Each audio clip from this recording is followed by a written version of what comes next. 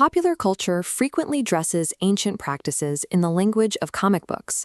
Stories of ascetics possessing immunity to the elements, levitation, or clairvoyance tend to divide audiences into two camps: those who romanticize the accounts as magic and those who dismiss them as myth. In the second chapter of the Yoga Sutras, specifically Sutras 2.35 through 2.45, Patanjali lists outcomes that appear supernatural. He writes a practitioner can cause hostility to vanish, manifest resources, or peer into past lives.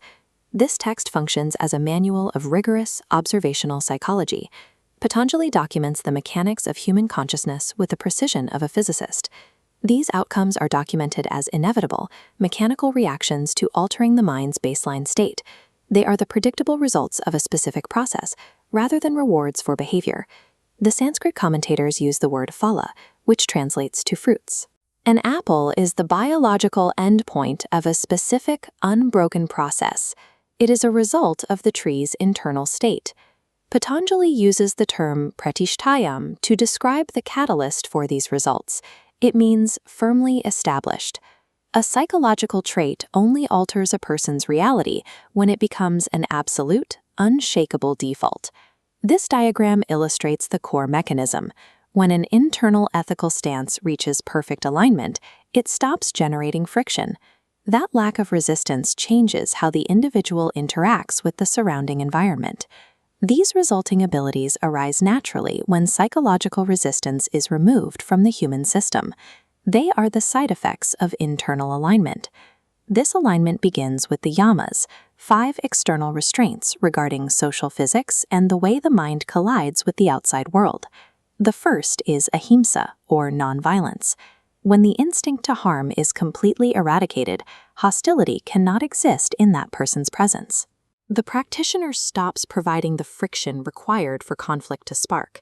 Next is satya, truthfulness. When a mind never produces a falsehood, the gap between speech and reality disappears. At this level of alignment, the practitioner's statements naturally coincide with facts. Patanjali frames asteya, non-stealing, as a principle of physics. The absence of grasping creates a neutral psychological vacuum attracting resources.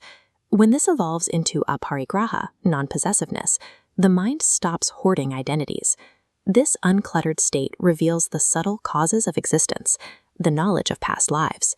The final yama is brahmacharya. The text describes it as the conversion of primal reproductive energy into sustained physical and mental stamina. Mastering these 5 yamas strips away social friction. The practitioner ceases to react to the environment and instead becomes a stable force within it. With external conflicts neutralized, the practitioner turns inward to reconstruct their mental architecture through the niyamas. It begins with shaucha, the purification of the body and the mind's inputs. This process systematically breaks down the practitioner's obsessive identification with their physical form. Next are santosha, contentment, and tapas, discipline training. These practices create a mind capable of unconditional happiness and the stamina to withstand any extreme. The final 2 phases are svadhyaya, introspective study, and ishvara pranidhana, absolute surrender. These act as catalysts for total mental focus. Classical scholars like Swami Vivekananda identified these steps as a systematic methodology, a deliberate process of psychological integration. Perfecting the niyamas completes the purification of the psyche.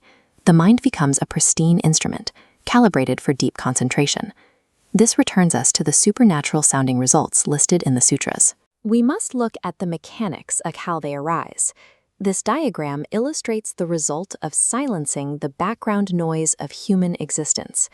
The fruits, Patanjali describes, are the baseline reality that remains once the frictions of ego, greed, and delusion are smoothed out. To live yoga is to step out of psychological friction and experience reality exactly as it is.